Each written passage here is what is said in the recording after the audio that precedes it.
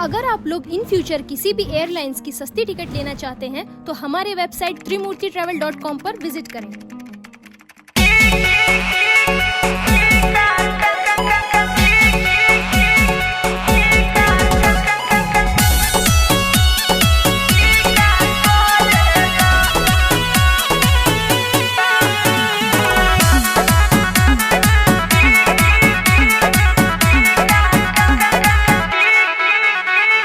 मारी मारी मंतर पेन्हावतार जंतर कोरा में हमके भरेला। मारी मारी मंतर पेन्हावतार जंतर कोरा में हमके भरेला। ले के रोड़िया ढोरिया प हमारा टीका करेला। ले के रोड़िया ढोरिया प हमारा टीका करेला। कोई दी हानि उमर बना दानी बोला तू का करेला।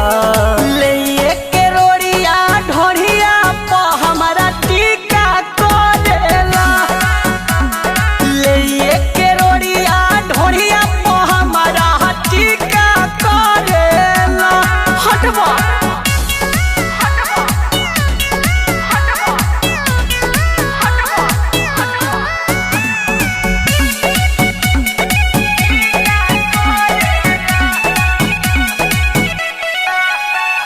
हरदम चाहेला हाथे में राखी बुझेला राजा जी पुआ। डालेला तेल घिउ ढिबरी के ढिबरी बोरेला अपन रुआ। ई राजा उखी बिखी भइल मनवा सजनवा हो। ई दर्द भइल तोहरे करानवा हो।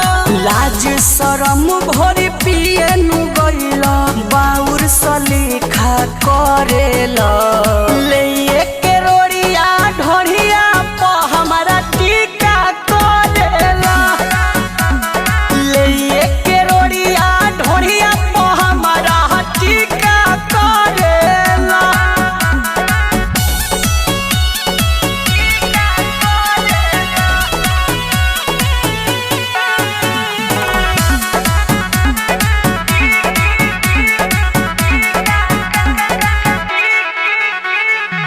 चंदन चंचल नाही कहला डरेलो ना आँख देखावाला से। कोई देले बार गत देहिया के राजा हो चिखावाला से। वाला बहुत बड़ा तू एहो मन करे छोड़ी भागी नहीं हरवा। तो से निक रहे नहीं हर के यारवा। बनल मुंड बिगाड़ के राजा सब फीका फीका कर